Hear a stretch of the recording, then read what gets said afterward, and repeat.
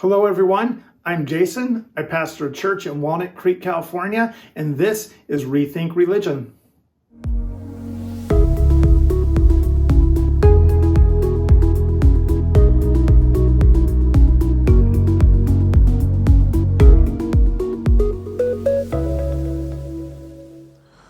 Who would you let come into your house? If some random stranger just knocked on your door and said, "Hey, that smells really good, whatever it is you're cooking, can I come in and have some?" Would you let them in? What if it was somebody who you knew you couldn't trust? Somebody who, or maybe somebody you just simply, maybe you kind of knew them, but you didn't really know them, and you really weren't sure exactly who they are or what they're about. Would you let them into your house? The answer for most people, I think, would be an overwhelming, resounding, absolutely not. You see, we don't just let anybody into our homes. We want to know who those people are. We want to know that they are trustworthy and that they're okay, that they're safe to let in. Psalm 15 kind of talks about this very thing. It says, Psalm 15 says, "Lord, who may dwell in your sacred tent? Who may live on your holy mountain? The one whose walk is blameless, who does what is righteous, who speaks the truth from their heart, whose tongue utters no slander, who does no wrong to a neighbor and casts no slur on others, who despises a vile person, but honors those who fear the Lord, who keeps an oath even when it hurts and does not change their mind, who lends money to the poor without interest, who does not accept a bribe against the innocent. Whoever does these things will never be shaken." So it starts with a question. Psalm 15, it begins with a question. It asks, who can live in your tent? Who is worthy to live with you, to live with God?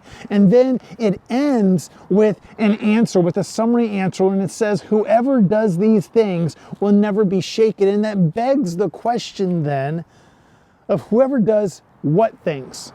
Exactly what things does somebody need to do, or should somebody do in order to be assured that they will never be shaken, in order to be ensured that they will be able to live in God's tent, to live on His holy mountain? Verse 2. So then what are those things? Verse 2 says, "The one whose walk is blameless, who does what is righteous, who speaks the truth from their hearts." In other words, the one who is righteous, the one who is in right relationship with God, the one who is full of truthfulness, the one who keeps God's law. Verse 3 says, whose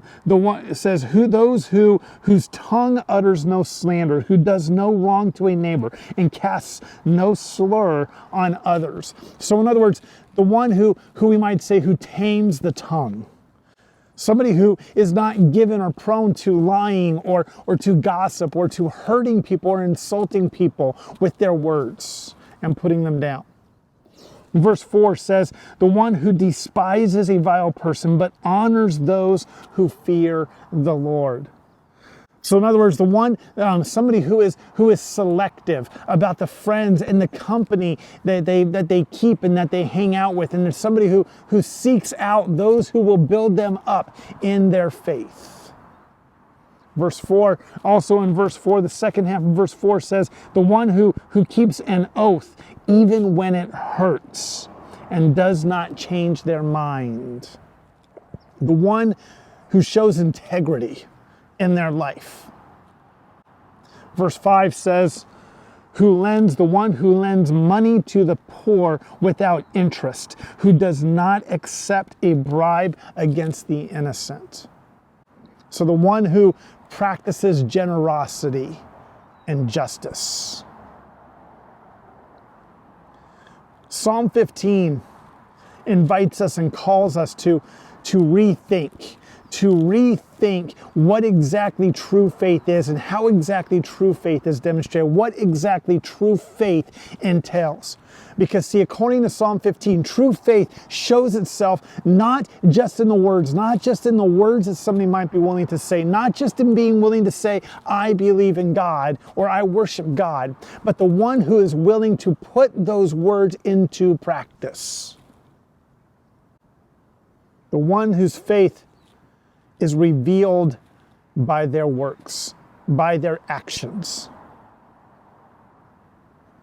Psalm 15, it's worth pointing out and mentioning that Psalm 15 is not works righteousness, but it does show that a person cannot simply say, I believe in God, and then go off and do whatever they want to do.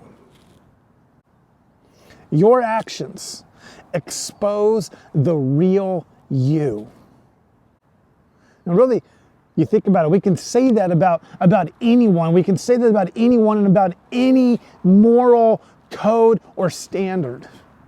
Your actions reveal the real you, what you do, how you live your life, how you speak, how you talk, how you interact with the people around you. No matter what it is that you may claim or say or what you may insist is true about your faith, the way you live and how you conduct yourself says far more than what your words do. Faith is no different than that. A person whose faith goes beyond just simply lip service, that is the person who will be welcomed into God's sacred tent. That is the person who will be allowed and embraced and welcomed in by God into his house.